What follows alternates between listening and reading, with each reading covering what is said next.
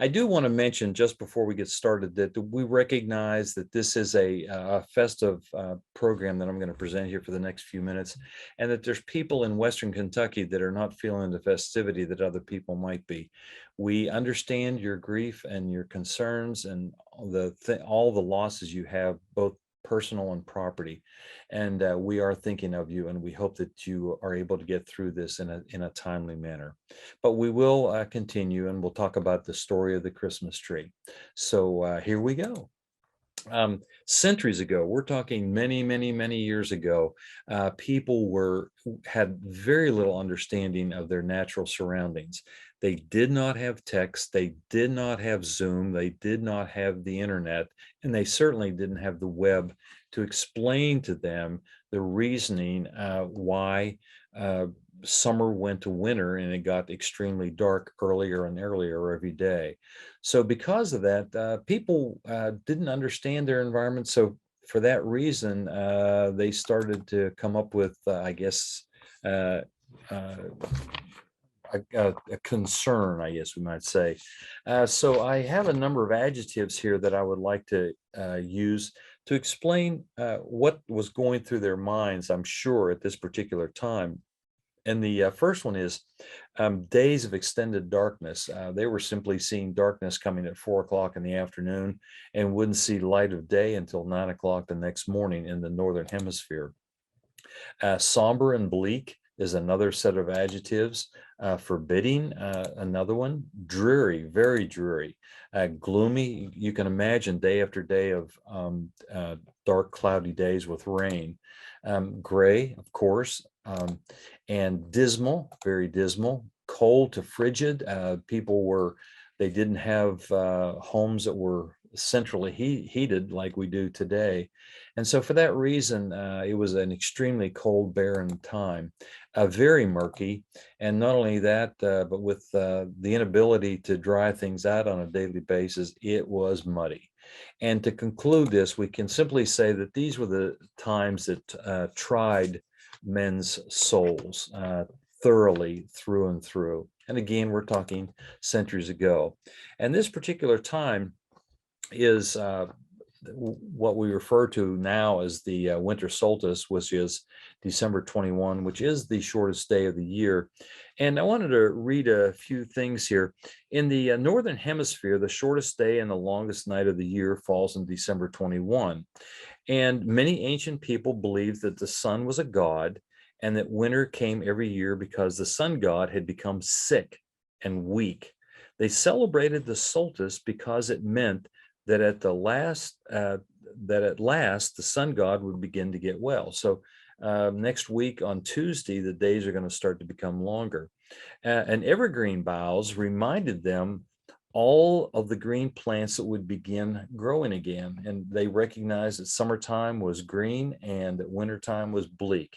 And so what they did is they brought into their lives, into their homes, into their communities, things that were green because they didn't understand, here's a few green things. So there must be a recovery system that will start growing everything again. And so what we're looking here is that they used this greenery all around them. And they thought that basically what it was a way to keep evil spirits away. And so they brought it around them as much as they can. Now, remember, these are pagan people centuries and years ago, and they knew very little about their natural environment. And that brings us to a time later on, and that is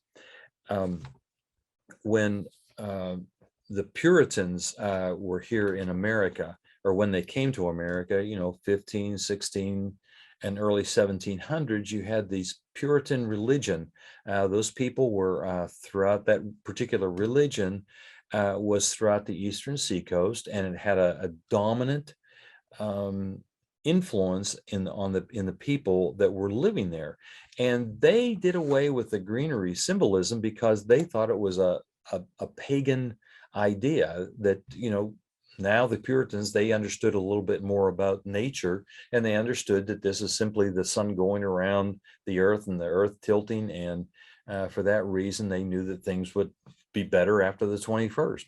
But they wanted to stamp out this pagan mockery of having greens. And so basically, they actually created rules back in the Puritan times when they were a heavy domination, and they basically would arrest people if they started using this greenery in their homes and in their home place, looking at it as a way to feed the gods of the sun. Well, things did change. We all recognize that things changed. We had a number of different uh, groups of people, ethnic people moving into the Americas. A German influence was heavily done in the early 1800s. And with the Germans, they had maintained this concept of bringing greenery in during the Christmas season. Again, here we are bringing Christians into the country, and during the festive holidays, they would bring in greenery. It was just something that made them feel much better. So this was in the 1830s. Another thing that was going on across the pond in England, and that was that Queen Victoria was taking reign. Queen Victoria in the early 1800s, when she was younger, she remembered greenery in the castle, and she wanted to bring this concept back again. And there was a bigger influence that wanted this to happen too, and that was her husband, Prince Albert. Prince Albert is from Germany. And again, remember that Germany had this influence of wanting to have greenery in and around their homes. So here's Prince Albert now living in London, and he's married to the Queen. And he said, let's have this greenery. Let's have a Christmas tree in our castle, in our home. And so what he did was he sanctioned a Christmas card to be made. And this Christmas card was not the photo that we think about, but it was a sketch of the royal family around this table, and on this table was a Christmas tree. Well, you cannot imagine what probably happened when this card got out and people started seeing greenery and a Christmas tree. They thought, let's do this. I wanted to mention this movie that I saw just excuse me, just a short time ago, The Man Who Invented Christmas. It was done back in 2017. That's not too long ago. And it's on a lot of your streaming channels. And it's a story of Charles Dickens writing the Christmas Carol. And of course, it was done for a movie audience. And so, of course, in the beginning, we had all the issues of down and trodden and such things as that. But eventually, Dickens created the Christmas Carol. He created the characters of an Ebenezer Scrooge and Tiny Tim and all the other classic characters in the Christmas Carol. And like all good movies, it starts off that things are looking bleak, but in the end, things become happy and everybody is happy. So in the end, the Christmas Carol has been created. Everybody, gets a recording of the Christmas Carol and then they move on, being facetious there.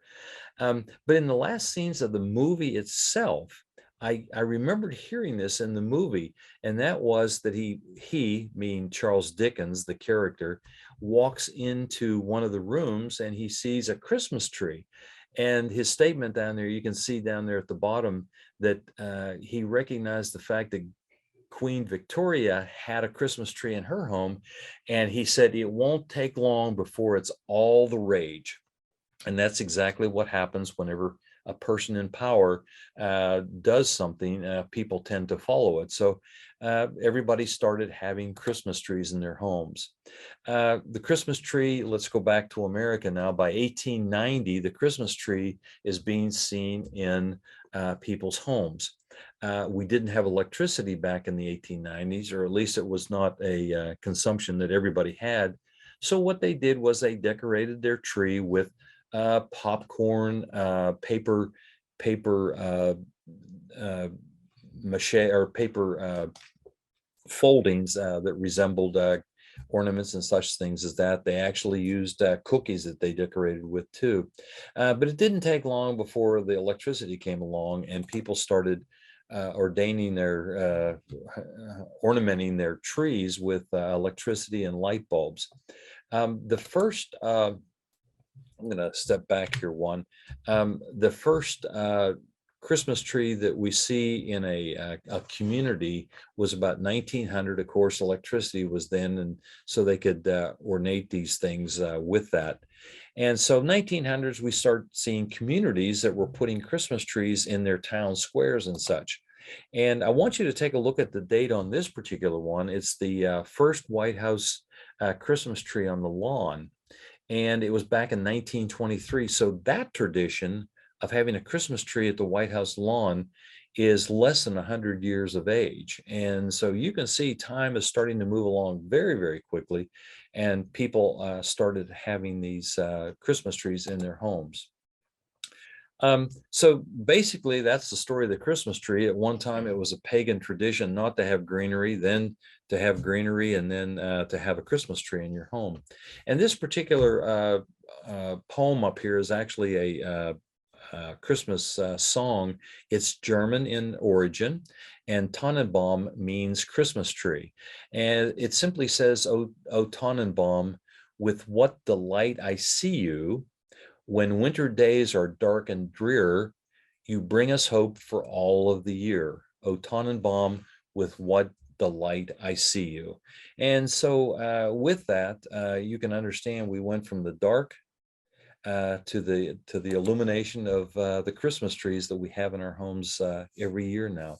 So with that, I want to say happy holidays for the 2021 season. It seems that we've been in a holiday tradition here since late October, and now here we are coming upon the Christian Christmas day itself. So happy holidays for this past year and the season that we're in. And also I want to wish you all a happy new year for 2022. I recognize that folks in Western Kentucky and other sections of the country are not looking at things quite as well as what they did just a few weeks ago. But we do hope that everything comes around and is happier for you in the days to come, especially in 2022. So we are thinking about you, and I want to simply end by saying the happy holidays for everybody out there that is listening to us, and we certainly appreciate having you with us, and we'll see you in the new year. So thank you all so very much. Good day.